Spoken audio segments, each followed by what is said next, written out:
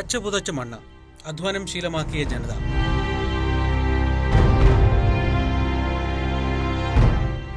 ധാതു ലവണങ്ങൾ കൊണ്ട് സമ്പന്നമായ ഛത്തീസ്ഗഡ് ഐശ്വര്യം പുലരുന്ന ഒരു നാട് തന്നെയാകണം, എല്ലാ കാരണങ്ങൾ കൊണ്ടും. പക്ഷേ കാലത്തിന്റെ വികൃതി പോലെ ചോര ചെയ്താത്ത നാളുകളില്ലാത്ത അശാന്തിയുടെ വിളഭൂമിയാവുകയാണ് ഛത്തീസ്ഗഡ്. ഒരു ഭാഗത്ത് നിറതോക്കുമായി മാവോയിസ്റ്റ് കലാപകാരികളും മറുഭാഗത്ത് പ്രത്യാക്രമണത്തിന്റെ മുനയുമായി സുരക്ഷാ സേനയും. രണ്ടിനുമിടയിൽ ജീവിതം നഷ്ടപ്പെടുന്ന ഒരു ജനത. ഛത്തീസ്ഗഡിന്റെ 50% വരുന്ന ആദിവാസികളുടെ ജീവിതത്തിന്റെ നേർചിത്രമാണിത്. ഛത്തീസ്ഗഡിൽ 90 നിയമസഭാ മണ്ഡലങ്ങളിലേക്കാണ് തെരഞ്ഞെടുപ്പ്. ദേശീയ പാർട്ടികളായ കോൺഗ്രസും BJPയുമാണ് തെരഞ്ഞെടുപ്പ് ഗോതയിൽ കൊമ്പുകോർക്കുന്നത്. 2000 ആണ്ടിൽ മധ്യപ്രദേശിന്റെ 27 ജില്ലകൾ ചേർത്ത് ഛത്തീസ്ഗഡ് സംസ്ഥാനം രൂപം കൊണ്ടപ്പോൾ അവിടെയുള്ള മൊത്തം 90 മണ്ഡലങ്ങളിൽ 48ഉം കോൺഗ്രസിന്റെ കൈവശമായിരുന്നു. ഇതുപ്രകാരം കോൺഗ്രസിന്റെ അജിത് ജോഗി ഛത്തീസ്ഗഡിന്റെ ആദ്യ മുഖ്യമന്ത്രിയായി. 36 മണ്ഡലങ്ങൾ കയ്യിലുണ്ടായിരുന്ന BJP പ്രതിപക്ഷത്തിരുന്നു. ബഹുജൻ സമാജ് പാർട്ടിക്ക് 3 സീറ്റും സ്വതന്ത്രരാകെ 3 സീറ്റുകളും കൈയാളിയിരുന്നു. തുടർന്ന് 2003 മധ്യപ്രദേശ് നിയമസഭയ്ക്കൊപ്പം ഛത്തീസ്ഗഡിലും നടത്തിയ ആദ്യ നിയമസഭാ തെരഞ്ഞെടുപ്പിൽ BJP അധികാരത്തിൽ വന്നു. മൊത്തം 90-ൽ 50 സീറ്റുകളാണ് BJP ഛത്തീസ്ഗഡിൽ നേടിയത്. കോൺഗ്രസിന്റെ കക്ഷിനില 37 താണു. ബഹുജൻ സമാജ് പാർട്ടി 2 സീറ്റും CPI 1 സീറ്റും നേടിയതോടെ രമൺ സിംഗ് ഛത്തീസ്ഗഡിലെ ആദ്യത്തെ BJP മുഖ്യമന്ത്രിയായി. പാർട്ടിയിലും ഭരണത്തിലും നന്നായി പിടിമുറുക്കിയ രമൺ സിംഗ് 2008 നിയമസഭാ തെരഞ്ഞെടുപ്പിലും BJPയെ വീണ്ടും അധികാരത്തിലെത്തിച്ചു.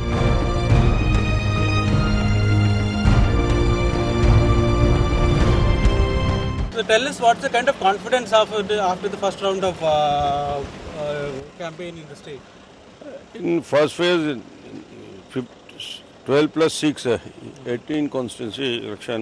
Okay. And after phase 1 election campaigning, I think बहुत ही पॉजिटिव रिस्पांस रहा और इन ऑल पूरे स्टेट में भी एक पॉजिटिव माहौल है और भारतीय जनता पार्टी इस बार पहले से ज़्यादा वोट लेकर जीत के आई है.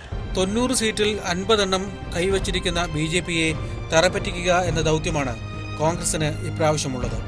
ഛത്തീസ്ഗഡ് രൂപീകരണത്തിന് ശേഷമുള്ള 3 വർഷം സംസ്ഥാനത്ത് ഭരണം കൈയാളി എന്നതൊഴിച്ചാൽ കോൺഗ്രസിന് കഴിഞ്ഞുപോയത് നഷ്ടങ്ങളുടെ കാലമാണ്. അതിനിടയിലാണ് സമീപകാലത്തെ കോൺഗ്രസ് സംസ്ഥാന ഘടകത്തിന്റെ 1/2 ഡസനോളം മുതിർന്ന നേതാക്കൾ മാവോ ആക്രമണത്തിൽ ഒരുമിച്ച് കൊല്ലപ്പെട്ടത്. സംസ്ഥാനത്തിന്റെ ആദ്യ കോൺഗ്രസ് മുഖ്യമന്ത്രിയും മുതിർന്ന നേതാവുമായ അജിത് ജോഗിയാണ് കോൺഗ്രസിന് ഇനി അവശേഷിക്കുന്ന നേതൃത്വം. That has been totally broken by the people. In last 5 years especially, the kind of misdeeds they have done, that is being highlighted amongst the masses. കഴിഞ്ഞ 10 വർഷമായി ഛത്തീസ്ഗഡിൽ മുഖ്യമന്ത്രി പദത്തിലിരിക്കുന്ന രമൺ സിംഗ് ഛത്തീസ്ഗഡിന് വികസനത്തിന്റെ പുതിയ മുഖം നൽകാൻ ശ്രമിച്ചിരുന്നു. വ്യവസായവും ധാതുഖനനവും സമ്പന്നമാക്കിയ സംസ്ഥാനത്തിന്റെ വികസന പാതയെ ത്വരിതപ്പെടുത്താൻ പുതിയ പ്രചാരണങ്ങൾ തുടങ്ങിവെച്ചു. Our chief minister is good. He is doing well for our state, and our expectation that he will get selected this time as well. बहुत उन्होंने विकास के बहुत कार्य किए हैं. हर स्तर के लोगों को, हर समाज के बारे में उन्होंने सोचा है, सबके लिए किया है, तो वो तो भारी बहुमतों से विजय होंगे. ക്രെഡിബിൾ ഛത്തീസ്ഗഡ് എന്ന പ്രചാരണത്തിൽ സംസ്ഥാനത്ത് മൂലധന നിക്ഷേപം കൊണ്ടുവരാൻ ആയിരുന്നു ശ്രമം. ഇത് ഛത്തീസ്ഗഡിന് ലോകത്താകമാനം ശ്രദ്ധ നേടിക്കൊടുത്തു. തെരഞ്ഞെടുപ്പിൽ ഛത്തീസ്ഗഡിൽ BJPക്ക് ഡോക്ടർ രമൺ സിംഗ് ആണ് തുറുപ്പുചീട്ട്. വികസന നായകൻ എന്ന മുഖമുദ്ര. കഴിഞ്ഞ 10 വർഷമായി തുടർച്ചയായ ഭരണം. അടുത്ത തെരഞ്ഞെടുപ്പിൽ കൂടി വിജയിച്ചാൽ ഇത് ഹാട്രിക് ആകും BJPക്കും രമൺ സിംഗിനും. വ്യവസായവും വികസനവും അതിനായുള്ള ഭൂമി ഏറ്റെടുക്കലുകളും എവിടെയും പോലെ ഛത്തീസ്ഗഡിലും പ്രതിഷേധങ്ങളും ആക്ഷേപങ്ങളും വിളിച്ചു വരുത്തി. Besides National Highway and Prime Minister Sadak and the projects of Government of India, like in Panchayat Rajiv Gandhi Seva Kendra worth 10 lakh, in Panchayat Samiti headquarter, block headquarter Rajiv Gandhi Seva Kendra in 25 lakhs. Institution I am saying, the PSC buildings, the CSC building, the dispensaries buildings, and central government assistance on the different scheme. What are the development visible in Chhattisgarh? കൃഷിയിടങ്ങൾ നിയന്ത്രണമില്ലാതെ ഏറ്റെടുത്തും നികത്തിയും ഗ്രാമങ്ങളിലെ പാവപ്പെട്ട ആദിവാസികളുടെ നിലനിൽപ്പിനെ വെല്ലുവിളിച്ചുകൊണ്ടുള്ള വികസനത്തിനെതിരെ വലിയ പ്രതിഷേധമാണ് ഉണ്ടായത്. പശ്ചിമ ബംഗാളിലെ നക്സൽബാരി ഗ്രാമത്തിൽ തുടങ്ങിവെച്ച് അന്ന് രാജ്യം മുഴുവൻ വ്യാപിച്ച് ചോര തിളയ്ക്കുന്ന പ്രായത്തിൽ യുവാക്കളുടെ ആവേശമായിരുന്ന നക്സൽ പ്രസ്ഥാനത്തിന്റെ പുതിയ പതിപ്പാണ് മാവോയിസ്റ്റ് സംഘടന. 1967 CPM-ൽ നിന്ന് പിരിഞ്ഞ തീവ്ര കമ്മ്യൂണിസ്റ്റ് യുവാക്കൾ രൂപം കൊടുത്ത communist party of India Leninist Marxist എന്ന സംഘടനയെ പുതിയ രൂപാന്തരമാണ് ഇന്നത്തെ മാവോയിസ്റ്റുകൾ. 1977 കാനു സന്യാലും ജംഗൽ സന്ധ്യാലും തുടങ്ങിവെച്ച നക്സൽ പ്രസ്ഥാനം കർഷകരുടെയും തൊഴിലാളികളുടെയും പ്രശ്നങ്ങൾ ഒരു സായുധ വിപ്ലവത്തിലൂടെ പരിഹരിക്കാൻ പ്രതിജ്ഞയെടുത്തു. 46 വർഷങ്ങൾ പിന്നിടുമ്പോൾ ഛത്തീസ്ഗഡിൽ മാവോയിസ്റ്റ് തീവ്രവാദികൾ സർക്കാരിനോടും സംവിധാനത്തോടും പോരാടുന്നത് വ്യാവസായികവൽക്കരണത്തിലൂടെ ആദിവാസികളെ സ്വന്തം മണ്ണിൽ നിന്നും ഒഴിവാക്കുന്നതിന് എതിരെയുമാണ്.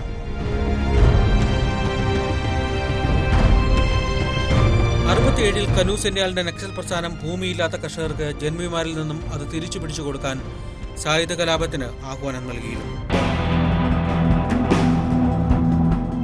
നക്സൽ പ്രസ്ഥാനത്തിന്റെ ബംഗാളിലെ വിജയം മറ്റ് സംസ്ഥാനങ്ങളിൽ അടിച്ചമർത്തപ്പെട്ടവരിലും ആവേശം നിറച്ചു. താമസിയാതെ വിപ്ലവ പ്രസ്ഥാനം ആന്ധ്ര, ഛത്തീസ്ഗഡ്, ഒറീസ എന്നിവിടങ്ങളിൽ വ്യാപിച്ചു. ഇന്ത്യയിലെ ജനാധിപത്യ ഭരണകൂടങ്ങളെ സമൂഹത്തിന്റെ താഴെക്കിടയിലുള്ളവർ വിപ്ലവത്തിലൂടെ മാറ്റിമറിക്കണമെന്ന മാവോയുടെ ആഹ്വാനം വിപ്ലവ പ്രസ്ഥാനങ്ങൾക്ക് ആവേശമായി.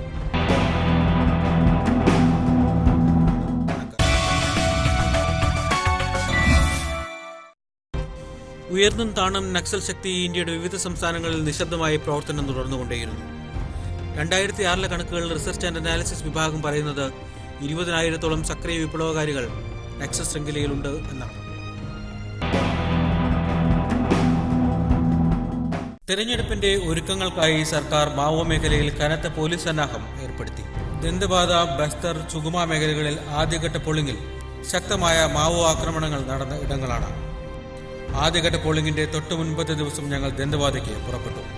ഛത്തീസ്ഗഡിന്റെ തെക്കേ ഭാഗത്തെ ജഗദൽപൂർ ആണ് ദന്തവാദയിലേക്കുള്ള കവാടം. ജഗദൽപൂരും പലവട്ടം മാവോ ആക്രമണങ്ങൾക്ക് സാക്ഷ്യം വഹിച്ചിട്ടുണ്ട്. ഛത്തീസ്ഗഡിലെ മാവോകളുടെ ഉരുക്കുകോട്ടയായ ബസ്തർ ജില്ലയിലെ ജഗദൽപൂരിൽ നിന്ന് വേണം മാവോകൾ ഏറ്റവും കൂടുതൽ അക്രമം അഴിച്ചുവിട്ട ദന്തവാദയിലേക്കുള്ള യാത്ര. ജഗദൽപൂരിൽ നിന്നും നഗരം വിടുമ്പോൾ വനമേഖലയിലെ കൃഷിയിടങ്ങൾക്ക് നടുവിലൂടെ ഇടന്നു കിടക്കുന്ന റോഡ്, വാഹനങ്ങൾ നന്നേ കുറവ്. മാവോ ആക്രമണങ്ങൾ തുടരെ നടക്കുന്ന ഇടമായതിനാൽ പലയിടങ്ങളിലും കനത്ത സുരക്ഷാ പരിശോധനയിലൂടെയാണ് വാഹനങ്ങൾ കടത്തിവിടുന്നത്.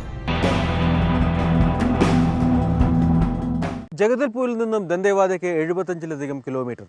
മിക്കവാറും കടുത്ത വനപ്രദേശത്തിലൂടെയാവണം ദന്തവാദയിലേക്ക് കടന്നു ചെല്ലേണ്ടത്. കടുത്ത സുരക്ഷാ നിയന്ത്രണങ്ങളും. ദന്തേവാദയ്ക്കുള്ള റോഡിൽ ഇരുവശവും കുന്നിൻ ചെരുവുകളും ഇടതൂർന്ന വനവും. 2010 CRPF സംഘത്തെ പതിയിരുന്ന് ആക്രമിച്ച് 76 ഭടന്മാരെ കൂട്ടക്കൊല ചെയ്ത സംഭവമാണ് ദന്തേവാദയിൽ സമീപകാലത്ത് നടന്ന ഏറ്റവും വലിയ ആക്രമണം.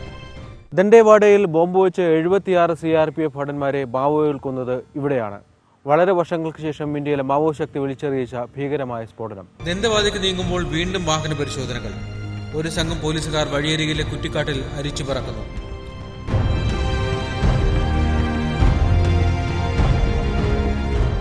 പലയിടത്തും മാവോകൾ വഴിയരികിൽ കുഴിബോംബുകൾ വെച്ചും ഒളിയാക്രമണത്തിന് ഒരുക്കം കൂട്ടിയും ഇരിക്കാൻ സാധ്യത. മിക്കവാറും ആക്രമണങ്ങൾ പോലീസിന് നേരെയായതിനാൽ പോലീസ് വാഹനങ്ങൾ ഉപേക്ഷിച്ച് മറ്റു വാഹനങ്ങളെയാണ് പോലീസ് സംഘം ആശ്രയിക്കുന്നത്. പോലീസ് സംഘം പരിശോധനകൾ പൂർത്തിയാക്കി വീണ്ടും മുന്നോട്ട് യാത്ര തുടങ്ങി. ദന്തേവാദയിലെത്തുമ്പോൾ സുരക്ഷാ സേനയുടെ വലിയ സാന്നിധ്യം. പിറ്റേ ദിവസത്തെ പോളിംഗ് പ്രമാണിച്ച് മാവോ ആക്രമണങ്ങൾ തടയാൻ ലക്ഷ്യമായിട്ടാണ് ഈ സുരക്ഷാ ഒരുക്കങ്ങൾ. ദന്തേവാദ മാവോ ഭീഷണിയുടെ നിഴലിൽ കനത്ത സുരക്ഷയിൽ തെരഞ്ഞെടുപ്പിനൊരുങ്ങുകയാണ്. ഒരുപക്ഷെ ഇന്നിരിക്കുന്ന സർക്കാരിനും വരുന്ന സർക്കാരിനും ഏറ്റവും വലിയ വെല്ലുവിളികളിലൊന്നാണ് മാവോകൾ ദന്തവാദയിലും ചുറ്റുവട്ടത്തും നടത്തുന്ന അക്രമ സംഭവങ്ങൾ. തെരഞ്ഞെടുപ്പിന്റെ ഈ വലിയ സുരക്ഷയ്ക്ക് ശേഷം ഒരുപക്ഷെ മാവോകൾ തിരിച്ച് ശക്തി പ്രാപിച്ചു വന്നേക്കാം. നവംബർ 11 നടന്ന ആദ്യഘട്ട വോട്ടെടുപ്പിന് വേണ്ടിയായിരുന്നു ഇത്. ദന്തവാദയിലും പോളിംഗ് ദിവസം കനത്ത ആക്രമണമാണ് മാവോകൾ അഴിച്ചുവിട്ടത്. പോളിംഗ് ഡ്യൂട്ടി കഴിഞ്ഞ് മടങ്ങിയ CRPF സംഘത്തിന് നേരെ നടന്ന ആക്രമണത്തിൽ ഒരു ജവാൻ കൊല്ലപ്പെട്ടു. ദന്തവാദ ഒരു സ്വച്ഛന്തമായ സുന്ദര ഗ്രാമ അന്തരീക്ഷത്തിന് പിന്നിൽ എപ്പോഴും ഭീതിയുടെ നിഴലുണ്ട്. ഏതു നിമിഷവും ആക്രമണങ്ങൾ കടന്നുവരാവുന്ന രീതിയിലാണ് സുരക്ഷാ സേനയുടെ. നവംബർ 11 ദന്തവാദയ്ക്കൊപ്പം പോളിംഗ് നടന്ന ബസ്തറിലും സുക്മയിലും രൂക്ഷമായ അക്രമ സംഭവങ്ങളുണ്ടായി. ബസ്സുകൾ കത്തിക്കുകയും തിരഞ്ഞെടുപ്പ് സംവിധാനങ്ങൾ തകർക്കുകയും ചെയ്തു. മാവോകളുടെ ഈ അക്രമത്തെ ചെറുത്ത് ഏത് വിധേനയും തിരഞ്ഞെടുപ്പ് പ്രക്രിയ നടത്തിയെടുക്കുകയാണ് സർക്കാരിന്റെ പരമപ്രധാനമായ ലക്ഷ്യം. 1 ലക്ഷം പോലീസ് സേനയാണ് ഛത്തീസ്ഗഡിൽ മൊത്തം വിന്യസിച്ചത്. മുക്കും മൂലയും അരിച്ചു പറക്കിയാണ് സുരക്ഷ നടപ്പിലാക്കുന്നത്. രാജ്യത്തെ വനപ്രദേശങ്ങളിൽ 5-1 നക്സൽ മാവോ തീവ്രവാദികൾ സജീവമായി. വിവിധ സംസ്ഥാനങ്ങളിലായ 100-ലധികം ജില്ലകളിൽ നക്സൽ സാന്നിധ്യം കാണപ്പെട്ടു. ഒരിടവേളയ്ക്ക് ശേഷം 2010 ഏപ്രിലിൽ മാവോകൾ സമീപകാലത്തെ ഏറ്റവും വലിയ ആക്രമണം ഛത്തീസ്ഗഡിലെ ദന്തേവാദയിൽ അഴിച്ചുവിട്ടു. ഒറ്റയടിക്ക് 76 CRPF ജവാന്മാരെ കശാപ്പ് ചെയ്തുകൊണ്ട് മാവോ സംഘം രാജ്യത്ത് ഞെട്ടിച്ചു. 1000 വരുന്ന മാവോകൾ കൃത്യമായ ആസൂത്രണവും ആത്മധൈര്യവും മുതലാക്കി നടത്തിയ ആക്രമണത്തിന്റെ ഞെട്ടൽ മാറും മുമ്പ് 1 മാസത്തിന് ശേഷം ദന്തേവാദ സുക്മ റൂട്ടിൽ ബസ്സിന് ബോംബ് വെച്ച് തകർത്ത് 17 സുരക്ഷാ ഭടന്മാരെ മാവോകൾ കൊന്നു. വീണ്ടും കൃത്യമായി 1 മാസത്തെ ഇടവേളയ്ക്ക് ശേഷം ഛത്തീസ്ഗഡിൽ തന്നെ നാരായൺപുരിയിൽ CRPFനെതിരെ ആക്രമണം. 26 ഭടന്മാരെ മാവോകൾ ഇവിടെ വകവരുത്തി.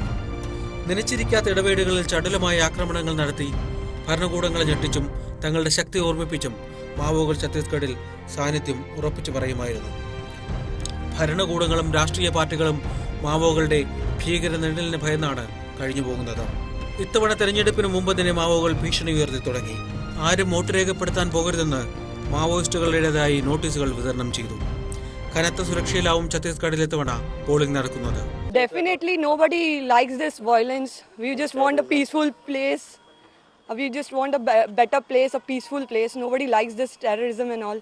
I hope that government will work for it. കൂടുതൽ സുരക്ഷാ സേനയും വിവിധ സംസ്ഥാനങ്ങളിൽ നിന്നും കടുത്ത പരിശീലനം ലഭിച്ച പ്രത്യേക പോലീസ് വിഭാഗങ്ങളും ഛത്തീസ്ഗഡ് തിരഞ്ഞെടുപ്പ് സംവിധാനങ്ങൾക്കായി എത്തിയിട്ടുണ്ട്. നവംബർ 11 മുഖ്യമന്ത്രി രമൺ സിംഗ് മത്സരിക്കുന്ന രാജനന്ദഗാവിലെ തെരഞ്ഞെടുപ്പ് വോട്ട് രേഖപ്പെടുത്തൽ നടന്നു. 3ാമതും ഭരണം കൈയാളാൻ മുന്നേറുന്ന രമൺ സിംഗിന് വിശ്രമമില്ലാത്ത പ്രചരണ യാത്ര. പ്രകടനത്തിന്റെ അവസാന ദിവസം ഞങ്ങൾ അംബഗഡ് ചൌക്കിലെത്തുമ്പോൾ രമൺ സിംഗ് വേദിയിൽ പ്രസംഗിച്ച് മുന്നേറുന്നു. വാഗ്ദാനങ്ങളും ഒട്ടേറെ അവകാശവാദങ്ങളും. घोषणा करेंगे. मैंने कहा छत्तीसगढ़ की सरकार ने निर्णय लिया है, कैबिनेट हमने घोषणा पत्र में कहा है कि केंद्र सरकार समर्थन मूल्य कुछ भी तय करे, उस कीमत में हम धान तो पूरी का पूरा खरीदेंगे और उसके बाद राज्य सरकार के बजट से छत्तीसगढ़ सरकार ने निर्णय लिया है कि प्रत्येक किसान को प्रति क्विंटल 300 रुपया बोनस हर किसान को पूरे छत्तीसगढ़ में देने जा रहा है. ആദ്യഘട്ട പോളിംഗ് കഴിയുമ്പോൾ ചെറുപ്പക്കാർക്ക് ആവേശമാണ്. നവംബർ 11 തെരഞ്ഞെടുപ്പ് ഇന്ത്യയിലെ തെരഞ്ഞെടുപ്പ് ചരിത്രത്തിൽ നിഷേധ വോട്ട് തുടങ്ങിവെച്ച പ്രത്യേകത കൂടിയുണ്ട്. ഛത്തീസ്ഗഡിലെ നവംബർ 11 ആദ്യഘട്ട പോളിംഗ് മുഖ്യമന്ത്രി രമൺ സിംഗ് 3ാം വട്ടം അധികാരത്തിലെത്താനുള്ള ശ്രമത്തിന്റെ പ്രചാരണത്തിലാണ് എന്നതിലുപരി ഇന്ത്യ ചരിത്രത്തിലെ ആദ്യത്തെ നിഷേധ വോട്ട് രേഖപ്പെടുത്തിയതും ഈ തെരഞ്ഞെടുപ്പിലാണ്. നിഷേധ വോട്ടിന്റെ വരവിനെ കുറിച്ച് നല്ലതും ചീത്തയും പറയുന്നവരാണ് വോട്ടർമാർ. Nota is a good opportunity for the people that if they don't want to vote anyone, they can give that vote. Actually, I think it's a kind of wastage of vote. And I feel it's also a good thing. If one feels that there was no good leader, they can use that option. I have not done it, but it is a good option for every citizen here, because sometimes we feel that there are a couple of candidate which doesn't suit the expectation of the population or the people here. So it's better to give the options which can give the people of the country or the locality to select, and it will give a indication to the election commission that none of the potential candidate or is suitable to give a vote.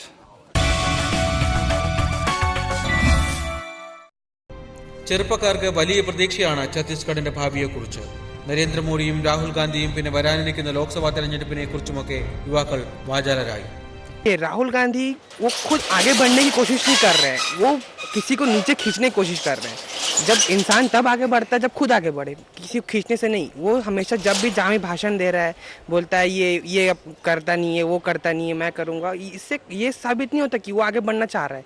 वो सामने वाले खींच रहा है, तो वो कभी नहीं आ सकता इसमें. ആരോട് ചോദിച്ചാലും ഒരു മോഡി പ്രിയം പോലെ. 2014 ദേശീയ തെരഞ്ഞെടുപ്പിന്റെ സെമി ഫൈനൽ എന്ന് വിശേഷിക്കപ്പെടുന്ന 5 സംസ്ഥാനങ്ങളുടെ തെരഞ്ഞെടുപ്പിൽ ഛത്തീസ്ഗഡിൽ രാഹുൽ ഗാന്ധിയും ശ്രീ നരേന്ദ്രമോദിയും തമ്മിലുള്ള ഒരു വ്യക്തിത്വ ഏറ്റുമുട്ടൽ കൂടി കാണാനാകും. BJP ജയിക്കുകയാണെങ്കിൽ ഛത്തീസ്ഗഡിലെ ജനങ്ങൾ നരേന്ദ്രമോദിക്കൊപ്പം നിൽക്കുന്നു എന്ന സൂചനയാകും രാഷ്ട്രീയമായി നൽകപ്പെടുന്നത്. പിന്നെ രമൺ സിംഗ് എല്ലാവർക്കും സ്വന്തം ആള് തന്നെ. BJP ഒരു ഹാട്രിക്കിനോട് അടുക്കുന്നതിന്റെ ലക്ഷണമാണോ ആവോ? 10 വർഷം തുടർച്ചയായി അധികാരത്തിലിരിക്കുന്ന BJP കഴിഞ്ഞ തെരഞ്ഞെടുപ്പിൽ 2 പ്രാവശ്യം 50 സീറ്റുകൾ സുരക്ഷിതമായി നിലനിർത്തിയ ആത്മവിശ്വാസം കൈവിടുന്നില്ല. രമൺ സിംഗിന്റെ ശക്തമായ നേതൃത്വവും കേന്ദ്രത്തിൽ അദ്വാനി മുതൽ പുതിയ നേതാവ് നരേന്ദ്രമോദിയെ വരെ ഒപ്പം നിർത്തുന്ന ശേഷിയുള്ള രമൺ സിംഗിന് എന്നാൽ സംസ്ഥാന പാർട്ടിയിൽ ചില്ലറ കല്ലുകടികളുണ്ട്. നിയമസഭാ സീറ്റ് വിഭജനത്തിൽ ചില്ലറ കല്ലുകടികൾ ഉണ്ടായിരുന്നുവെങ്കിലും BJP ഒരുപക്ഷെ അത്യധികം ആത്മവിശ്വാസത്തിലാണ് ഈ തിരഞ്ഞെടുപ്പിൽ ഛത്തീസ്ഗഡിൽ. പക്ഷേ കോൺഗ്രസിനോട് പോരാടി ഇത്തവണ സർക്കാരിൻ്റെ നയങ്ങളെ സംബന്ധിച്ച് ജനങ്ങളെ പറഞ്ഞ് മനസ്സിലാക്കിപ്പിക്കുക എന്ന വലിയൊരു ജോലി കൂടി BJPക്കുണ്ട്. സീറ്റ് വിഭജനം ഇത്തവണ കീറാമുട്ടിയായി. BJPയിലെ ചില MLAമാരും നേതാക്കളും പ്രതിഷേധമുയർത്തി. ആദ്യത്തെ 67 പേരുടെ ലിസ്റ്റ് പുറത്തു വന്നപ്പോൾ തന്നെ ഇപ്പോഴത്തെ 10 MLAമാരെ ഒഴിവാക്കി പകരം 20 യുവ നേതാക്കൾക്ക് അവസരം നൽകി. കഴിഞ്ഞ തെരഞ്ഞെടുപ്പിൽ നേരിയ മാർജിനിൽ പരാജയപ്പെട്ട പല നേതാക്കളും ഇത്തവണ സീറ്റ് പ്രതീക്ഷിച്ചെങ്കിലും പാർട്ടിയിൽ അവരെ കൈയൊഴിഞ്ഞു. രമൺ സിംഗ് മന്ത്രിസഭയിലെ 12 മന്ത്രിമാരും ഇത്തവണ തെരഞ്ഞെടുപ്പിൽ മത്സരിക്കുന്നുണ്ട്. പോളിംഗ് ബൂത്തുകളിൽ മനുഷ്യ ബോംബായി വന്ന് ആക്രമണം നടത്തുമെന്ന് മാവോകൾ ഭീഷണി ഉയർത്തിയിരുന്നു. എന്നാൽ ഈ ഭീഷണികളെയും വെല്ലുവിളികളെയും നേരിട്ട് ജനാധിപത്യം നടത്തി കാണിക്കും എന്നാണ് സർക്കാരിന്റെ പ്രതിജ്ഞ. ഛത്തീസ്ഗഡിന്റെ തെക്കൻ ജില്ലകളായ ദണ്ഡ്വാദ, ബസ്തർ പ്രദേശത്ത് കൊടുംവനങ്ങളിൽ ചേക്കേറിയ മാവോകൾ പതിയെ മറ്റ് ജില്ലകളിലേക്ക് വ്യാപിച്ചു. സംസ്ഥാനത്ത് മൊത്തം 27 ജില്ലകളിൽ 14 ഇന്ന് മാവോയിസ്റ്റുകളുടെ നല്ല സ്വാധീനമാണുള്ളത്. सुरक्षा सरकार का जिम्मा है और मेरे हिसाब से सरकार उसमें कोशिश तो पूरी करेगी अपनी. मेरे हिसाब से सरकार जहाँ तक है, पिछले कई चुनाव में हमने देखा है कि थोड़ी बहुत कमियाँ हो जाती हैं, लेकिन ओवरऑल सरकार सफल है सुरक्षा के मामले में.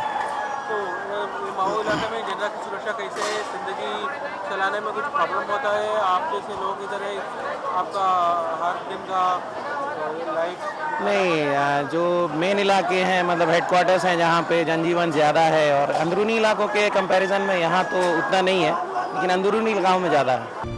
ആന്ധ്രയിൽ ഒളിത്താവളങ്ങളിൽ നിന്ന് ഛത്തീസ്ഗഡിലെ ഉൾവനങ്ങളിലേക്ക് ചേക്കേറിയ മാവോകൾ അവിടുത്തെ ആദിവാസികളുടെയും ഗ്രാമീണരുടെയും പ്രശ്നങ്ങളിൽ ഇടപെട്ടു. മറുഭാഗത്ത് ഛത്തീസ്ഗഡിലെ സമ്പുഷ്ടമായ ധാതു സമ്പത്ത് ചൂഷണം ചെയ്യാൻ സർക്കാർ തന്നെ കമ്പനികൾക്ക് ഗ്രാമീണരുടെ ഭൂമി ഏറ്റെടുത്ത് കൊടുത്തു തുടങ്ങി. അസംതൃപ്തരായ ഗ്രാമീണർ നിലനിൽപ്പിനായി ചെറുത്തുനിൽപ്പ് ആരംഭിച്ചു. പരമ്പരാഗതമായ അമ്പും വില്ലും കുലച്ച് കയ്യേറ്റക്കാരെ നേരിടാൻ ഇറങ്ങിയ ആദിവാസികളുടെ കയ്യിൽ മാവോകൾ മാരക പ്രകടനശേഷിയുള്ള ആയുധങ്ങൾ വെച്ചുകൊടുത്തു. AK-47 റൈഫിളും പിസ്റ്റളുകളും ഗ്രനേഡും ടൈം ബോംബുകളും തുടരെ സംഘടനകളിൽ പൊട്ടിത്തുടങ്ങി. ആദിവാസികളിൽ ഒരു വിഭാഗം മാവോകളുടെ അണിയിൽ ചേർന്നു. മാവോകൾക്ക് നിർബാധം ആയുധവും പണവും വരുന്ന വഴികൾ ഇന്നും അജ്ഞാതമാണ്. ചൈനീസ് അതിർത്തിയിലൂടെ നേപ്പാൾ കടന്ന് പശ്ചിമ ബംഗാൾ, ഒറീസ, ബീഹാർ, ഛത്തീസ്ഗഡ്, ആന്ധ്ര, മധ്യപ്രദേശ്, മഹാരാഷ്ട്ര, കർണാടക എന്നിവിടങ്ങളിലൂടെ അവസാനമായി തമിഴ്നാടും കേരളത്തിന്റെ അതിർത്തിയും ഉൾപ്പെടുന്ന ചുവന്ന ഇടനാഴിയിൽ കൂടിയാണ് മാവോകൾ ആളും അർത്ഥവും ആയുധവും കടത്തുന്നത്. ഛത്തീസ്ഗഡിലെ വനാന്തരങ്ങളിൽ കടുത്ത പരിശീലനവും ആസൂത്രണവുമായി മാവോകൾ ഒരു പ്രഹരത്തിനായി എപ്പോഴും കാത്തുനിന്നു. കൊടുങ്കാടുകളിൽ ആർക്കും പെട്ടെന്ന് കടന്നെത്താനാകാത്ത ഒളിസങ്കേതങ്ങളിലാണ് മാവോകളുടെ പരിശീലനം. ആണും പെണ്ണും ഏകാഗ്രതയോടെ അക്രമത്തിന്റെ പാഠങ്ങൾ മനസ്സിൽ പതിപ്പിക്കും. ഉന്നം തെറ്റാതെ വർഗശത്രുവിനെ വെടിച്ചു വീഴ്ത്താൻ ഓരോ മാവോയിസ്റ്റും മനസ്സും ശരീരവും ബുദ്ധിയും മൂർച്ച വരുത്തണം. മാവോ സംഘത്തിൽ ചേരാൻ എല്ലാം ത്യജിച്ചുള്ള മനസ്സാണ് പ്രധാനം. അവിടെ നിന്ന് തുടങ്ങുന്നു ഒരു വലിയ പോരാട്ടം. Policy of Maoists are not pro to the people. In Chhattisgarh, it has been seen that it is not pro to the people. Earlier, in the olden days, there was an ideology called Maoवादी, Vichardhara. There is a question now that whether that ideology exists or not. For what they are fighting for? Are they fighting for the poor section, for the tribal people, for the children, for the education, for the women, for the right of the underdeveloped area people? For what? സുരക്ഷാ സേനകൾ നടത്തുന്ന കണക്കുകൂട്ടലുകളെ എപ്പോഴും തെറ്റിക്കുന്ന പതിവ് തന്ത്രം മാവോകളുടെ ശൈലിയാണ്. സേനാ വിഭാഗങ്ങളുടെ മേൽ അപ്രതീക്ഷിതമായി ചാടി വീണ് വലിയ നാശം വിതയ്ക്കുക. അങ്ങനെ സുരക്ഷാ ഉദ്യോഗസ്ഥരുടെ ആത്മവിശ്വാസം അപ്പാടെ തകർക്കുക. ഛത്തീസ്ഗഡിൽ മാവോകൾ പയറ്റുന്നത് ഈ യുദ്ധമാണ്. മാവോ ഒളിസങ്കേതങ്ങൾ സ്വയം നിതാന്ത ജാഗ്രതയിലായിരിക്കും എപ്പോഴും. ഒരിക്കലും ഒരു ക്യാമ്പിൽ ആരും ഒരുമിച്ച് ആഹാരം കഴിക്കുകയോ ഒരുമിച്ച് ഉറങ്ങുകയോ ഇല്ല. ഇമവെട്ടാത്ത കണ്ണുകൾ നിതാന്ത കാവലായി തുടരും. ഒരിടത്തും ഒരു തുമ്പും അവശേഷിക്കാതെ വേണം ഈ പുതിയ താവളത്തിലേക്ക് കടക്കാൻ. മാവോകളെ വലയിലാക്കാൻ അരിച്ചു പിറക്കി നടക്കുന്ന സേനാ വിഭാഗത്തിന് കണ്ണിൽ നിന്നും മറ പിടിച്ചു വേണം മാവോകളുടെ ഓരോ നീക്കങ്ങളും. അതുകൊണ്ട് തന്നെ ഒളിസങ്കേതങ്ങൾ ഒരിക്കലും സ്ഥിരമല്ല. മാവോയിസ്റ്റുകൾക്ക് ദിവസങ്ങൾ 10-15 കിലോമീറ്റർ കാൽനടയായി നടക്കും. താവളങ്ങൾ മാറ്റിക്കൊണ്ടേയിരിക്കും. നിരന്തരമായി പുതിയ ഗ്രാമങ്ങളിൽ ആദിവാസി സമൂഹങ്ങളുമായി ഇടപെടലുകൾ തുടരും. ഗ്രാമീണർക്ക് അക്ഷരാഭ്യാസവും ആരോഗ്യരക്ഷയും നൽകും. ഗ്രാമീണരെ മാവോ നീതിശാസ്ത്രത്തിന്റെ ആദ്യ പാഠങ്ങൾ ക്യാമ്പുകളിൽ പഠിപ്പിക്കും. തങ്ങൾക്ക് നഷ്ടപ്പെട്ടത് തിരിച്ചു പിടിക്കാൻ മാവോ വിശ്വാസം ഏറ്റെടുക്കാൻ പ്രചോദിപ്പിക്കും. അങ്ങനെ ഗ്രാമീണരുടെ വിശ്വാസം നേടിയെടുക്കും. ചെറുപ്പക്കാരെ തങ്ങളുടെ സേനയിൽ ചേർക്കും. എന്നാൽ തങ്ങളെ ഒറ്റുകൊടുക്കുന്നവരെ മാവോയിസ്റ്റുകൾക്ക് കണ്ണിലെ കരടാണ് എപ്പോഴും. എതിർക്കുന്നവരെയും ഒറ്റുകൊടുക്കുന്നവരെയും തെരഞ്ഞുപിടിച്ച് ജനകീയ വിചാരണയ്ക്ക് വിധേയമാക്കും. എന്നിട്ട് പൊതുജനമധ്യത്തിൽ ശിക്ഷയ്ക്ക് വിധേയമാക്കും. എന്നിട്ട് പൊതുജനമധ്യത്തിൽ ശിക്ഷ നടപ്പാക്കും. ഇനി ആരും ഈ തെറ്റുകൾ ആവർത്തിക്കരുത്. ഇതാണ് മാവോ രീതി. മാവോകളുടെ ജനകീയ വിചാരണകൾക്ക് വിധേയമാകുന്നവർ രഹസ്യം ചോർത്തുന്നവരും സർക്കാർ ഉദ്യോഗസ്ഥരും കോർപ്പറേറ്റ് മേധാവികളും ജന്മികളും ഒക്കെ ഉൾപ്പെടും. മിക്കവാറും കൊന്ന് ശവം തെരുവിൽ വലിച്ചെറിയും. മാവോയിസ്റ്റുകളുടെ പ്രതികാരവും ശിക്ഷ നടപ്പിലാക്കലും മൃഗീയമാണെന്ന് പറയുന്നവർ ഏറെയാണ്. जो भी विलेजर थे, गांव के जो प्रमुख लोग थे, वो मारे गए, जिसकी वजह से इन लोगों का हौसला, एक जो कॉन्फिडेंस लेवल वो इतना ज़्यादा बढ़ गया कि और बाद में तो ये भी खबरें आने लग गई और ये कन्फर्मेशन हो गए कि नक्सलियों के साथ राज्य की सरकार, बीजेपी की सरकार ने टाई अप कर लिया है। और उसका बहुत सारा आपको देखने को मिल रहा है कि कहीं ना कहीं हमारे दंतेवाड़ा के जो एमएलए साहब हैं, वो उनके कजिन हैं, उनके मामा लोग हैं, वो सब लीडर्स हैं, इधर के नक्सली लीडर्स हैं. തങ്ങളുടെ പിന്നിൽ നിൽക്കാതെ സർക്കാരിനെ പിന്തുണയ്ക്കുന്ന ഗ്രാമീണരെയും മാവോകൾ വെറുതെ വിട്ടില്ല. ഇവരുടെ വീടുകൾ ആക്രമിക്കുകയും തീവച്ച് നശിപ്പിക്കുകയും ചെയ്യും. കുട്ടികളെ പിടിച്ചുകൊണ്ടുപോകും. സ്ത്രീകളെ ബലാത്സംഗം ചെയ്യും. മാവോകൾക്കെതിരെയുള്ള നടപടിയിലുള്ള സുരക്ഷാ സേനകൾ മിക്കവാറും പ്രദേശത്തെ സ്കൂളുകളിലാണ് തങ്ങാറുള്ളത്. ഈ സ്കൂൾ കെട്ടിടങ്ങൾ മാവോകൾ ബോംബ് വെച്ച് തകർക്കും.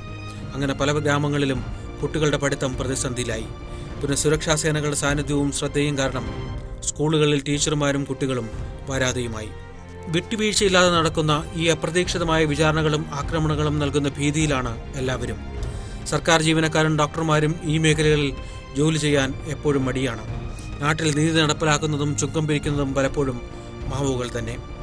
മറുഭാഗത്ത് സുരക്ഷാ സേനകൾ മാവോ തിരച്ചിലിന്റെ ഭാഗമായി ഗ്രാമങ്ങൾ അരിച്ചു പറക്കും. സംശയമുള്ളവരെ പിടിച്ചുകൊണ്ടുപോവുകയോ ഏറ്റുമുട്ടലുകൾ നടത്തി കൊല്ലുകയോ ചെയ്യും.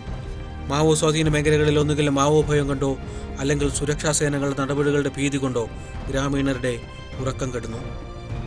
ഈ വർഷം മെയ് 25-ന് സംസ്ഥാന കോൺഗ്രസ് ഘടകം സംഘടിപ്പിച്ച പരിവർത്തൻ യാത്രയ്ക്ക് നേരെ നടത്തിയ ഒളിയാക്രമണത്തിൽ നേതാക്കളടക്കം 29 പേരെയാണ് ഒറ്റയടിക്ക് മാവോകൾ കൊന്നൊടുക്കിയത്. തെരഞ്ഞെടുപ്പിന് മുന്നോടിയായി കോൺഗ്രസ് നേതാക്കൾ തുടങ്ങിവെച്ച പ്രചാരണ യാത്ര മാവോ ശക്തി കേന്ദ്രമായ സുക്മയിൽ നിന്ന് സ്വീകരണം കഴിഞ്ഞ് മടങ്ങുന്ന വഴി. ജഗദൽപൂർ സുക്മ ദേശീയപാത 221-ൽ ക്ലശൂരിലേക്കാണ് ലക്ഷ്യം. വാഹനവ്യൂഹം ദർബാവലി കടക്കുമ്പോൾ നടു റോഡിൽ മരങ്ങൾ മുറിച്ചിട്ട് മാവോയിസ്റ്റുകളുടെ മാർഗതടസ്സം. വാഹനങ്ങൾ നിശ്ചലമാകും മുമ്പ് മുൻകൂട്ടി സ്ഥാപിച്ച കുഴിബോംബിന്റെ ഉഗ്രസ്ഫോടനം. എല്ലാം പെട്ടെന്നായിരുന്നു. കണ്ണടച്ച് തുറക്കും മുമ്പ് സമീപത്തെ കുന്നിൻ ചെരുവുകളിൽ ഒളിച്ചിരുന്ന മാവോകൾ ഇരുവശത്തു നിന്നും തുടരെ വെടിയുതിർത്തു. നേതാക്കളുടെ സുരക്ഷാ ഉദ്യോഗസ്ഥർ തിരിച്ചു വെടിവെച്ചു. ആദ്യത്തെ റൗണ്ട് വെടിവെച്ചകൾ 90 മിനിറ്റ് നീണ്ടുനിന്നു. സുരക്ഷാ ഉദ്യോഗസ്ഥരുടെ തൊക്കിൽ വെടിയുണ്ടകൾ തീരും വരെ മാവോകൾ കാത്തുനിന്നു.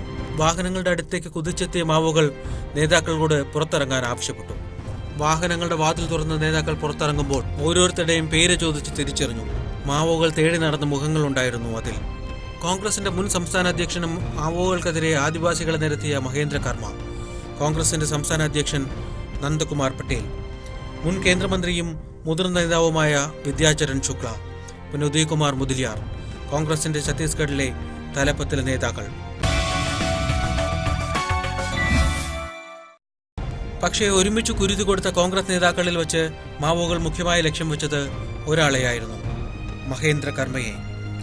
മുൻ സംസ്ഥാന മന്ത്രിയും ആദിവാസി വിഭാഗത്തിൽപ്പെട്ടയാളുമായ കർമ്മയാണ് ആദിവാസികളെ സംഘടിപ്പിച്ച് സൽവാജുതം എന്ന പേരിൽ പ്രത്യാക്രമണ സേന ഉണ്ടാക്കിയത്. സൽവാജുതം ചെറുപ്പക്കാരെ സംഘടിപ്പിച്ച് ആയുധങ്ങളും പരിശീലനങ്ങളും നൽകി മാവോകളെ നേരിട്ടു. പോലീസ് സേനയ്ക്കൊപ്പം സ്പെഷ്യൽ പോലീസ് കോൺസ്റ്റബിൾ എന്ന പേരിൽ സൽവാജുതം ഭടന്മാർ തോക്കുമേന്തി ഗ്രാമങ്ങളിൽ റോന്തു ചുറ്റി. പക്ഷെ മാവോകളെക്കാൾ അധികം ഗ്രാമീണരെ പീഡിപ്പിച്ച പരാതികൾ സൽവാജുതത്തിന്റെ പേരിൽ കേൾക്കാൻ തുടങ്ങി. മാവോ ബന്ധം ആരോപിച്ച് ഗ്രാമീണരെ പിടിക്കുകയും കശാപ്പ് ചെയ്യുകയും പിന്നെ സ്ത്രീകളെ ബലാത്സംഗം ചെയ്യുകയും ചെയ്ത റിപ്പോർട്ടുകൾ വന്നു. മഹേന്ദ്ര കർമ്മ പരാതികളൊന്നും വകവയ്ക്കാതെ സൽവാജുതത്തിന്റെ പ്രവർത്തനങ്ങൾക്ക് എല്ലാ സഹായവും പിന്തുണയും നൽകി.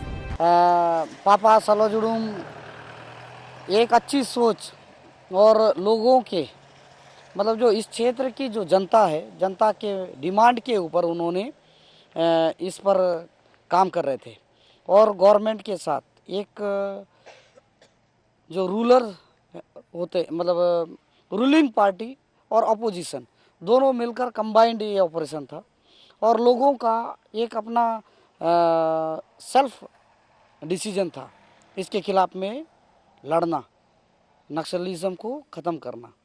ठीक है। तो पापा लीडिंग कर रहे थे क्योंकि वो इस एरिया के लीडर थे। 2012 സുപ്രീം കോടതി സെൽവാജൂതത്തിന്റെ പ്രവർത്തനങ്ങൾ നിയമവിരുദ്ധമാണെന്ന് വിധി പറഞ്ഞു. മഹേന്ദ്ര കർമ്മയെ വകവരുത്താനായിരുന്നു പ്രധാനമായും മാവോകൾ കോൺഗ്രസിന്റെ പരിവർത്തന യാത്രയെ ആക്രമിച്ചത്.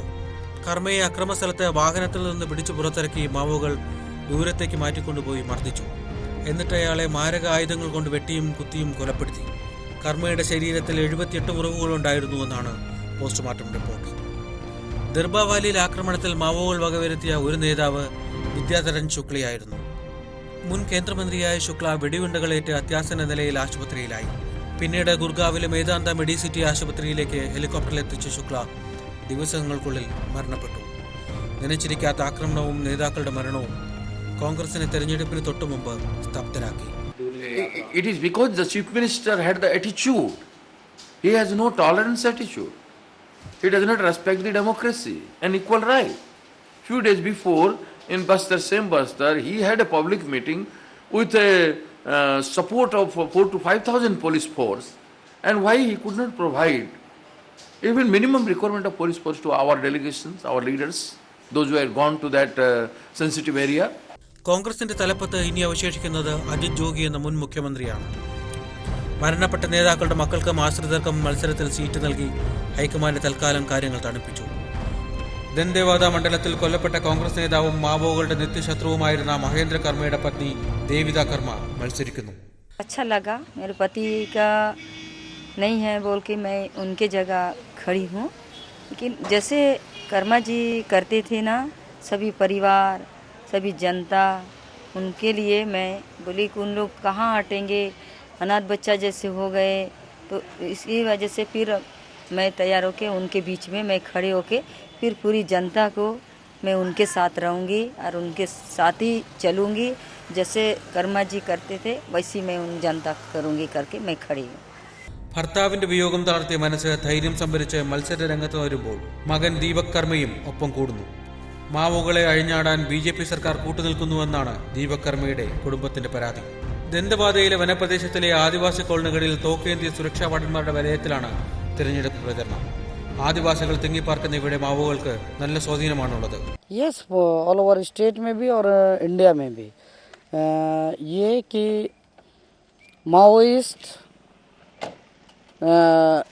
जिस मुद्दे को लेकर इन लोग लड़ाई लड़ने की बात करते हैं, चाहे वो डेवलपमेंट को लेकर हो या एक पार्टी फोरम को लेकर, ये सिर्फ एक प्रकार से इन लोग अपने लिए, खुद के लिए मनी जनरेट करने का इन लोगों का एक बिजनेस है. മാവോയിസ്റ്റുകളുടെ ചോരക്കളിയും സുരക്ഷാ ഏജൻസികളുടെ ഭീതിയും നിഴലിക്കുമ്പോഴും ഛത്തീസ്ഗഡിലെ 50% മുകളിൽ വരുന്ന ആദിവാസികൾ ഉൾപ്പെടുന്ന ഗ്രാമവാസികൾക്ക് നൂറ്റാണ്ടുകൾ പഴക്കമുള്ള സംസ്കാരവും കലയും ചരിത്രവും പറയാനുണ്ട്. കൃഷിയിടങ്ങളിൽ മണ്ണിനോട് പോരാടി അധ്വാനത്തിന്റെ വിയർപ്പ് കൊണ്ട് അവർ തീർത്ത സുന്ദരമായൊരു നാടാണിത്. ഇന്ത്യയിൽ തന്നെ തനതായ ആദിവാസി സംസ്കാരം നിലനിൽക്കുന്ന അപൂർവം മേഖലകൾ ഇവിടെയുണ്ട്. സമൃദ്ധമായ വനങ്ങളും ആദിവാസികളും പ്രാചീന ജീവിത രീതികളും കൊണ്ട് സമ്പന്നമാണ് ഛത്തീസ്ഗഡ്. ദന്തേവാദ യാത്രക്കിടയിൽ ഞങ്ങളെത്തിയത് ഒരു നാടൻ ഗ്രാമമായ ഗീതം. നാട്ടുകാർ അവിടുത്തെ ആഴ്ചച്ചന്തയ്ക്കായി ഒരുങ്ങുകയാണ്. പുറം ലോകം ഏറെ മാറിയിട്ടും ജീവിതത്തിനും ശൈലിക്കും ഒട്ടും വ്യത്യാസം വരാത്ത ഛത്തീസ്ഗഡിലെ ആദിവാസി ജനത. ജാതി വ്യവസ്ഥയും ചൂഷണവും ശക്തമാണ് ഇവിടെ. ഗ്രാമാന്തരങ്ങളിലെ ജീവിതങ്ങൾ പരമദുരിതവും. ഉൾവനങ്ങളിൽ നിന്നും കൃഷിയിടങ്ങളിൽ നിന്നും തങ്ങളുടെ ഉൽപ്പന്നങ്ങൾ വിൽക്കാൻ എത്തുന്നതേയുള്ളൂ. ഏറെ ദൂരം നടന്നു വേണം വരാൻ മെയിൻ റോഡിൽ. അവിടെ എത്തിയാൽ പിന്നെ വാഹനങ്ങൾ കുത്തിനിറച്ച് ചന്തയിലെത്തും. ആദിവാസികൾക്ക് ആഴ്ചയിൽ ഒരിക്കൽ നാട് കാണാൻ കൂടിയാണിത്. അവരുടെ ഭാഷയിൽ പറഞ്ഞാൽ എന്തും കിട്ടും ഇവിടെ. ആഴ്ചച്ചന്തയിൽ പരിസരത്തെ നാട്ടുകാരും പുറത്തു നിന്ന് വന്ന് താമസിക്കുന്നവരുമൊക്കെ വന്നു കൂടും. प्याज यहाँ पे बिक रहा 60 रुपये किलो, आलू बिक रही 40 रुपये किलो, टमाटर 40 रुपये किलो. महंगाई इतनी ज़्यादा हो गई है कि किसको जीता है समझ नहीं आ रहा है. महंगाई की वजह से वोट देने में बहुत परेशानी जा रही है. महंगाई इतनी बढ़ गई है कि आदमी को बाजार करना बहुत मुश्किल हो गया है. कि आदमी क्या बाजार करेगा, क्या खरीदी करेगा, क्या खाएगा, क्या बचाएगा घर के लिए. महंगाई इतनी ज़्यादा हो गई है कि महंगाई की वजह से बाजार करने में लोगों को बहुत तकलीफ हो रहा है. क्या रमन सिंह ने कुछ किया आप लोगों के लिए? रमन ने तो विकास बहुत किए लेकिन महंगाई के ऊपर कुछ नहीं किए. महंगाई इतनी ज़्यादा हो गई कि बाजार करने में लोगों को बहुत तकलीफ जा रहा है. പക്ഷെ ജീവിതം കഴിഞ്ഞു പോകാൻ പുറത്തുനിന്നും വരുന്ന പച്ചക്കറികളെ ആശ്രയിക്കേണ്ടി വരുന്നു പലപ്പോഴും. സവാളയും ഉരുളൻകിഴങ്ങിന്റെയും തീവില ഈ കുഗ്രാമക്കാരെയും അലട്ടുന്നു. പരാതിയും പരിഭവങ്ങളും ഒട്ടും കുറവില്ല ഇവിടെ. ആഴ്ചതോറും പൊതുവ് തെറ്റാതെ കൂടുന്ന ഛത്തീസ്ഗഡ് ഗ്രാമങ്ങളിലെ നാട്ടുചന്തകൾ വിൽപ്പനക്കായി ഉപ്പ് മുതൽ കർപ്പൂരം വരെ എല്ലാ ഗ്രാമവാസികളും ഒന്നൊഴിയാതെ വന്നു ചേരും ഇവിടെ ജീവിതാവശ്യങ്ങൾക്കായി. സമയം കടന്നു പോകുമ്പോൾ ചന്തയിൽ ആൾക്കൂട്ടം കനത്തു. കച്ചവടക്കാരും വാങ്ങൽക്കാരും കൂടി വന്നു. പുതുതായി വന്ന കച്ചവടക്കാർ ചന്തയുടെ ഷെഡിനു പുറത്ത് വഴിയരികിൽ കച്ചവടം തുടങ്ങി. ചന്തയുടെ ഒഴിഞ്ഞ അരികിൽ കച്ചവടത്തിനായി കുപ്പികൾ നിറച്ച നാട്ടുചാരായമെത്തി. പുരുഷന്മാരും സ്ത്രീകളും അല്പം ലഹരി മോന്താൻ വരിവെച്ചു നിന്നു. ആദിവാസികൾ മിക്കവാറും വീട്ടിൽ മദ്യം മാറ്റും. സർക്കാരിന്റെ അധികം നിയന്ത്രണങ്ങളൊന്നും ഇതിന്മേലില്ല. എന്നാൽ ഒരു ഒളിയും മറയും ഒക്കെ ഉണ്ടാവും എപ്പോഴും ചന്തപ്പുറത്തെ കള്ളുകുടിക്ക്. ക്യാമറ കണ്ടപ്പോൾ ചില വാറ്റ് കച്ചവടക്കാർക്ക് ചെറിയ നാണം. അതിനിടയിൽ ഇതൊന്നും കൂസാതെ ലഹരി മൂന്നുന്നവരും. ആഴ്ചച്ചന്തയിലെ കച്ചവടം പൊടിപിടിക്കുന്നതിനിടയിൽ നാട്ടുകാരുടെ പോരാട്ട വീര്യം കാണിക്കുന്ന പ്രകടനങ്ങൾക്ക് സമയമായി. പോരാളികൾ ഓരോന്നായി അവരുടെ യജമാനന്മാരുടെ ഒക്കത്തിരുന്ന് വന്നു തുടങ്ങി. ചില തലയുയർത്തി പോർവിളി തുടങ്ങി. മഹായുദ്ധത്തിന്റെ പാഞ്ചജന്യം പോലെ മറ്റു പോരാളികൾ അത് ഏറ്റുപറഞ്ഞു. വീറുള്ള ആക്രമണങ്ങളും ചോര ചീന്തുന്ന ഏറ്റുമുട്ടലും തുടങ്ങാൻ സമയമായി. തെരഞ്ഞെടുപ്പ് പോലെ തന്നെ കോഴിപ്പോരിലും ഉയർച്ച താഴ്ചകൾ പെട്ടെന്ന് വന്നു പോകാം. വലുതു നിൽക്കുന്ന പൂവനാമോ ഒരുപക്ഷെ വിജയസാധ്യതയ്ക്ക് 5% ചാഞ്ചാട്ടമെന്ന് അവസാനമേ പറയാനാകൂ. നാട്ടുചന്തയുടെ ഒരു ഭാഗത്ത് കോഴിപ്പോരിന്റെ തുടക്കമാണ്. ഒരു പ്രാചീന വിനോദം. പോരിനായി ആദിവാസികൾ പുഷ്ടിപ്പെടുത്തി വളർത്തുന്ന കോഴികൾ മെയ്യും വീറും കുറവില്ലാത്ത പോരാട്ട വീരന്മാർ. मुर्गा बाजार गांव वाले का, तो यहाँ लोग आते हैं अपनी खुशी के लिए, मुर्गा बांधते हैं, जीतते हैं, शौक पूरा करते हैं, जाते हैं यहाँ से. यहाँ सब बाज़ार लगता है हर हफ्ता. यहाँ और भी मार्केट है, तो सब गांव वाले का ये रीति रिवाज है, तो इसको जारी रखते हैं यहाँ पर. ഒരു കോഴികൾ ഒന്നായി എത്തുമ്പോൾ വാതുവയ്പും സമ്മാനത്തുകയും കൊടുക്കും. അതിൽ നാട്ടുകാർക്ക് വലിയ പ്രതീക്ഷ. ആദ്യം കോഴികളെ വലിപ്പവും വീറും നോക്കി തരാതരം തിരിക്കും. പിന്നെ ആയുധം വെച്ച് പിടിപ്പിക്കണം. ചെറിയ വളഞ്ഞ പോരായുധം തേച്ചുമിനിക്ക് മൂർച്ച വരുത്തി പോരാളികളുടെ കാലിൽ മുറുകെ കെട്ടും. പിന്നെ ഇവയെ പോര് നടക്കുന്ന ഗോതയിലേക്ക് ആനയിക്കും. പോരാളികളുടെ യജമാനന്മാരുടെ കയ്യിലിരുന്ന് കൊക്കുരുമിച്ച് കോഴികളെ തല്ലാനുള്ള മൂട് വരുത്തും. പോരാളികൾ ഗോതയിലെത്തുമ്പോഴേക്കും കാണികൾ ഓരോ കോഴിക്കും മറ്റൊരാളുമായി വാതുവയ്ക്കും. 100, 200, 500 നോട്ടുകൾ എടുത്തു കാട്ടി വാതുകൾ വിലപ്പിക്കും. പിന്നെ പോര് തുടങ്ങുകയായി. ആദ്യം തന്നെ പരസ്പരം കലിപ്പ് തോന്നണം. എന്നിട്ടാവും രണ്ടും കൽപ്പിച്ചുള്ള പോര്. ആദ്യമൊന്ന് മടിച്ചു നിന്ന് വലതു വെച്ചൊഴിഞ്ഞു മാറി പിന്നെ പരസ്പരം ആഞ്ഞെടുക്കും. കൊത്തും തൊഴിയും തുടരുമ്പോൾ കാലിൽ കെട്ടിയ കത്തി മറ്റവന്റെ പള്ളയ്ക്ക് കയറും. ചോര ചീറ്റും. ബലമാൻ ആക്രമണം തുടരും. തോറ്റു പിന്മാറുന്ന പൂവൻ ചോര ചീന്തി വീഴും. വിജയി ആഹ്ലാദ ആവേശത്തിൽ ജനക്കൂട്ടത്തിന്റെ അഭിവാദ്യം ഏറ്റുവാങ്ങും.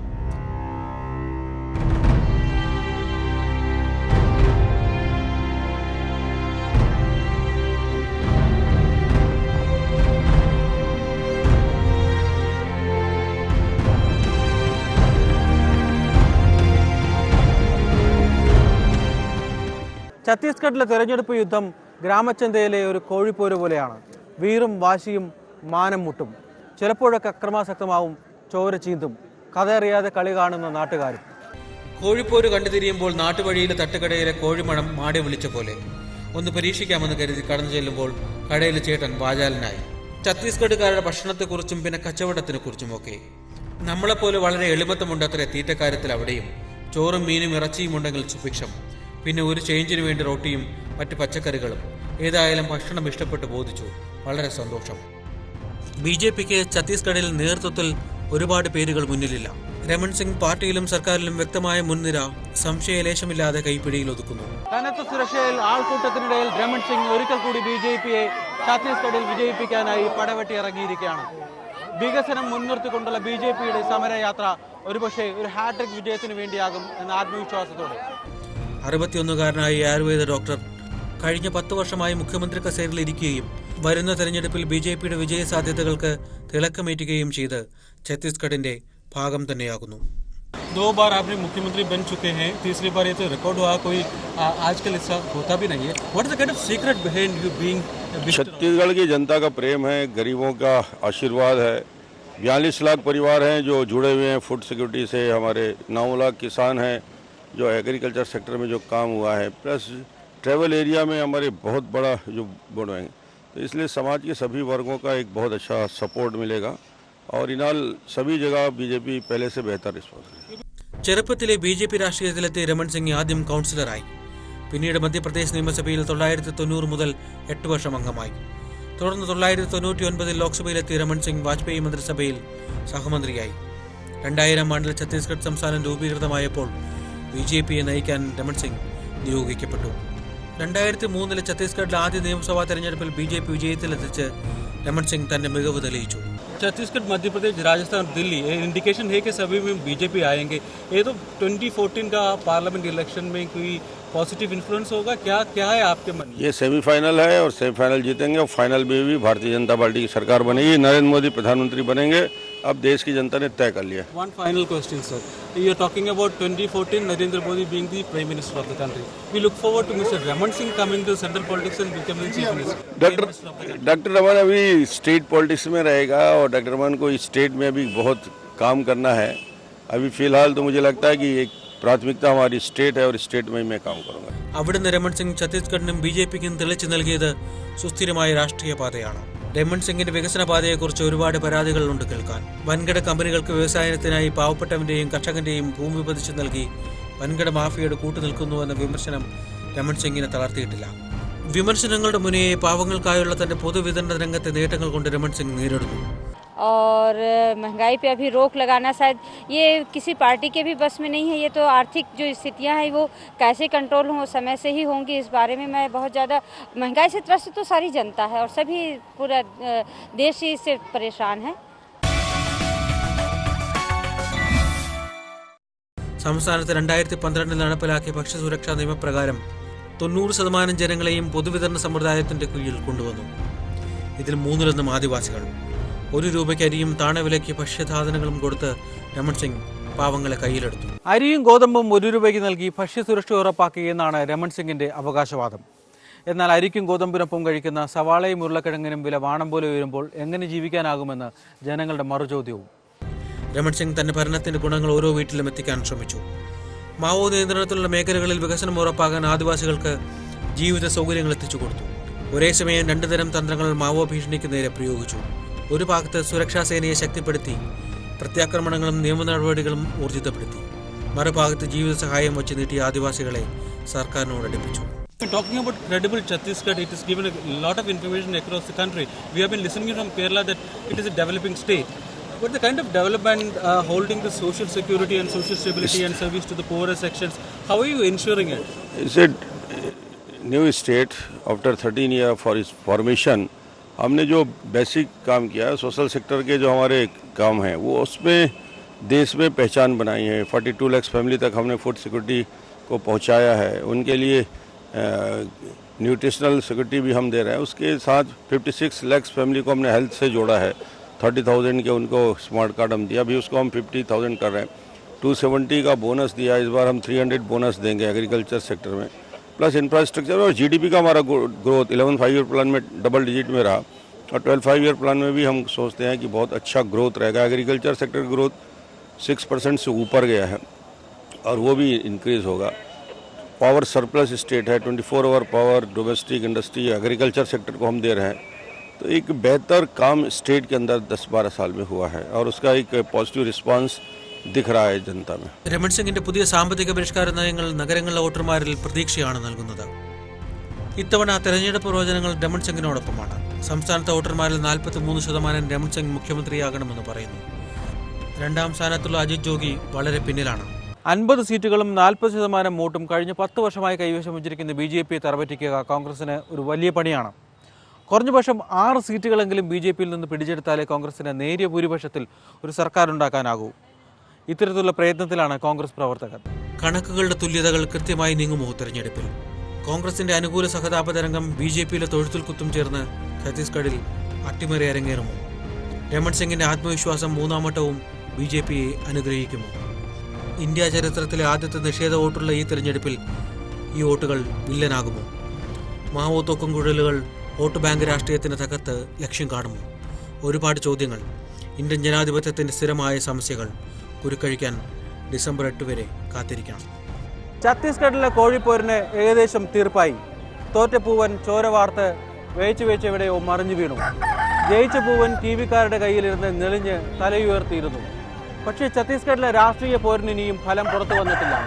ഡിസംബർ 8 അറിയാം തലയുയർത്തി നിൽക്കുന്ന പൂവൻ രമൺ സിംഗ് ആകുമോ അതോ കോൺഗ്രസുകാരോ? 8 വരെ കാത്തിരിക്കാം.